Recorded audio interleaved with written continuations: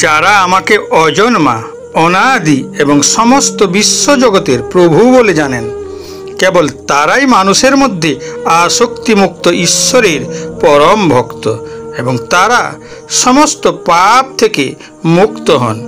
গীতা 10 অধ্যায় শ্লোক সংখ্যা 3 শ্রীকৃষ্ণ উল্লেখ করেছেন, যো মামজম নাদিং চ বেত্তি লোকমহেশ্বরম অসংমূঢ় সমর্তেষু সর্বপাপৈ প্রমোচ্যতে।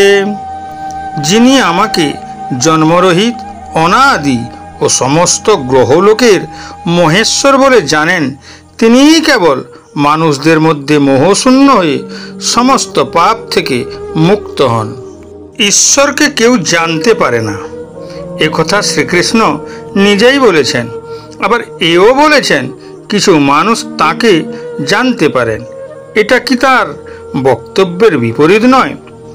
কিন্তু না, কারণ তিনি আসলে যা বোঝাতে চাইছেন তা হলো যে কেউ তার নিজের প্রচেষ্টার মাধ্যমে তাকে জানতে পারেন না, কিন্তু যখন ঈশ্বর কাউকে তার অনুগ্রহ দান করেন তখন সেই সৌভাগ্যবান আত্মা তাকে জানতে পারেন।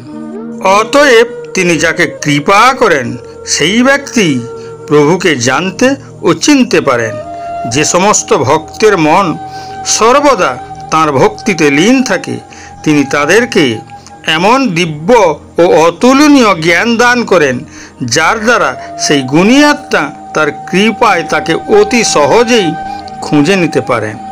উদাহরণস্বরূপ 8-10 জন ব্রাহ্মণ পণ্ডিত গ্রাম্য ধর্মসভায় আলোচনা শেষে বাড়ি ফিরছিলেন। হঠাৎ আকাশ কালো করে বজ্রবিদ্যুৎ সহ প্রবল বৃষ্টি শুরু হয়।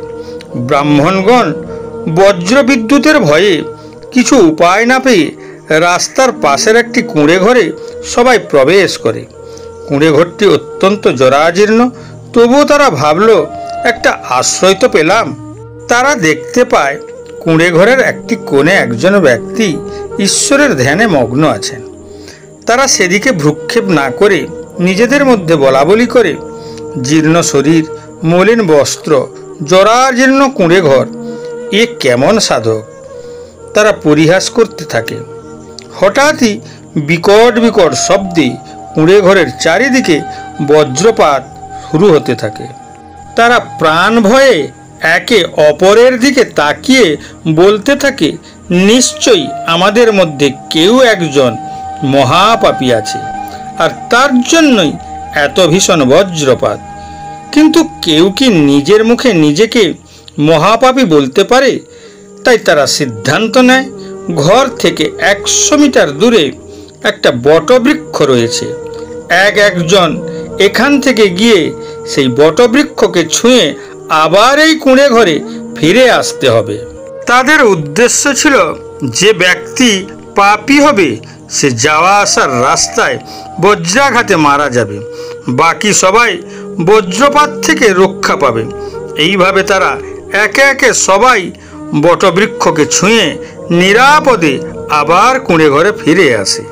তখন তারা সবাই বলে, এই সাধনা করা ব্যক্তিই মহাপাপী। এই ব্যক্তি কোনো না কোনো মহাপাপ করে ভণ্ড সাধকের বেশে এখানে বসে আছে। একে এখান থেকে তাড়াতে হবে, নচেত আমাদের রক্ষা নেই।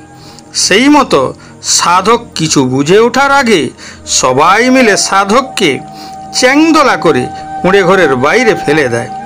সাধক চোখ খুলে একবার তাদের দিকে তাকিয়ে ভিজতে ভিজতে সেখান থেকে চলে যান। সাধক কিছুটা যেতে না যেতেই বিশাল বিদ্যুতের ঝলকানির সাথে প্রচণ্ড একটা বজ্রপাত হয় সেই কুঁড়ে ঘরের উপর। একসাথে সবাই সেই কুঁড়ে ঘরে পুড়ে মারা যায়। যারা ঈশ্বরের ভক্তিতে লীন থাকে সেই সৌভাগ্যবান আত্মাকে তিনি কোনো না কোনোভাবেই রক্ষা করেন।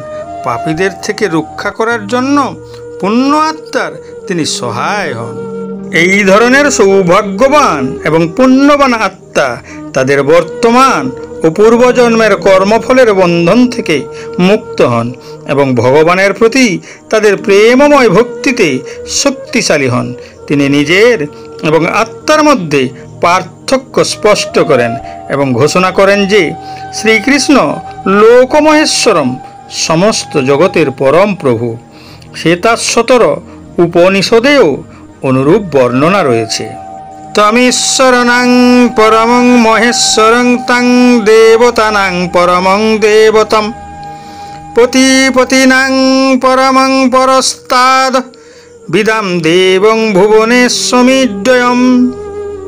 অর্থাৎ ঈশ্বর সমস্ত নিয়ন্ত্রকের নিয়ন্ত্রক, তিনি সমস্ত মানুষের ঈশ্বর এবং মহাবিশ্বের সমস্ত বৈধ পদার্থের পরমেশ্বর।